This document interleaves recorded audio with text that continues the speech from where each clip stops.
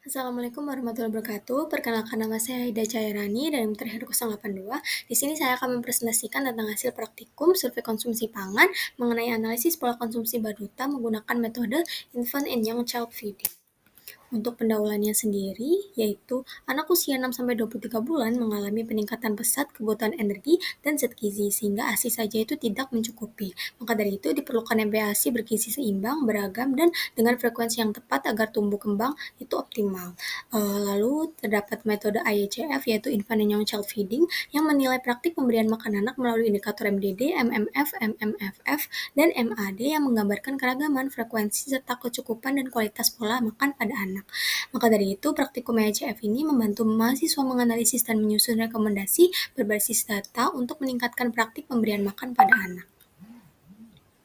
Yang selanjutnya yaitu ada metode IACF, di mana yang pertama ada MDD, yaitu Minimum Dietary Diversity, di mana anak memenuhi MDD jika mengonsumsi lebih dari 8 kelompok makan, yaitu ASI, serealia atau umbi, kacang atau biji, produk susu, daging atau ikan atau unggas, telur, buah dan sayur kaya vitamin A, serta buah dan sayur yang lainnya.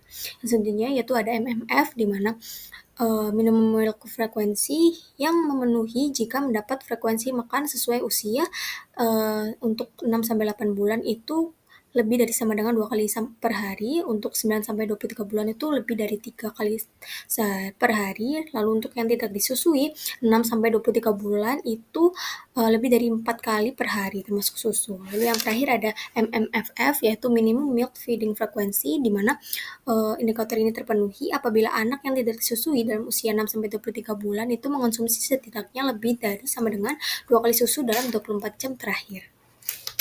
Yang selanjutnya yaitu ada biodata responden, di mana inisial responden sendiri yaitu M dan berumur 10 bulan dan jenis kelaminnya yaitu perempuan.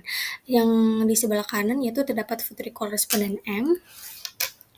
Yang selanjutnya yaitu ada indikator MDD, di mana untuk anak M ini mengonsumsinya 8 kelompok pangan, jadi memenuhi kriteria MDD dan mendapatkan skor 1.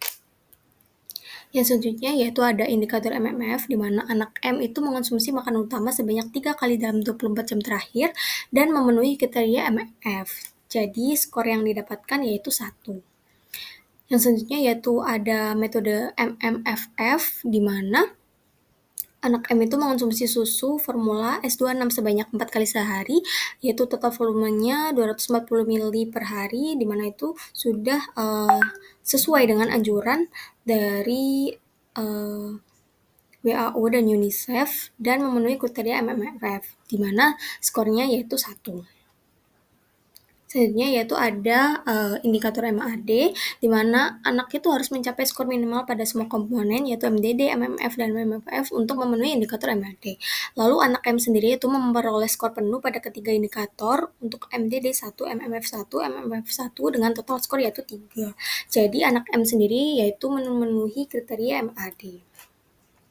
Yang selanjutnya itu ada rekomendasi untuk ibu balita dari hasil analisis pemenuhan MAD. Yang pertama yaitu pertahankan dan tingkatkan variasi menu harian agar asupan gizi makro dan mikro itu tetap seimbang. Yang kedua yaitu berikan makanan sesuai usia dengan tekstur yang lembut dan menjaga kebersihan saat penyajian. Lalu yang terakhir yaitu disarankan berkonsultasi dengan tenaga kesehatan atau ahli gizi untuk panduan menu seimbang dan sesuai dengan usia anak. Selanjutnya yaitu ada kelebihan dan kekurangan ECF, di mana kelebihan sendiri yaitu memiliki indikator terstandar, memudahkan pemantauan dan perbandingan antar wilayah atau waktu, dan dapat mengaitkan pola makan dengan faktor sosial dan pengetahuan pengasuh. Untuk kekurangannya sendiri yaitu bergantung pada data recall 24 jam yang rentan bias, lalu cut-off indikatornya bersifat umum, dan tidak menilai kualitas zat gizi secara detail. Lalu yang terakhir kurang sensitif terhadap perbedaan konteks sosial, ekonomi, dan budaya lokal. Untuk kesimpulan sendiri yaitu responden M itu memenuhi seluruh indikator ECF dengan pola makan beragam, frekuensi makan sesuai usia, yang menandakan kebutuhan gizi harian itu tercukupi dan mendukung tumbuh kembang yang optimal. Untuk keseharian sendiri yaitu mahasiswa perlu memahami tiap indikator ECF dengan baik, meningkatkan ketelitian saat recall 24 jam, serta mempertimbangkan faktor pengasuh dan lingkungan agar hasil analisisnya itu lebih akurat. Mungkin itu saja yang bisa saya sampaikan, kurang lebihnya mohon maaf. Terima kasih. Wassalamualaikum warahmatullahi wabarakatuh.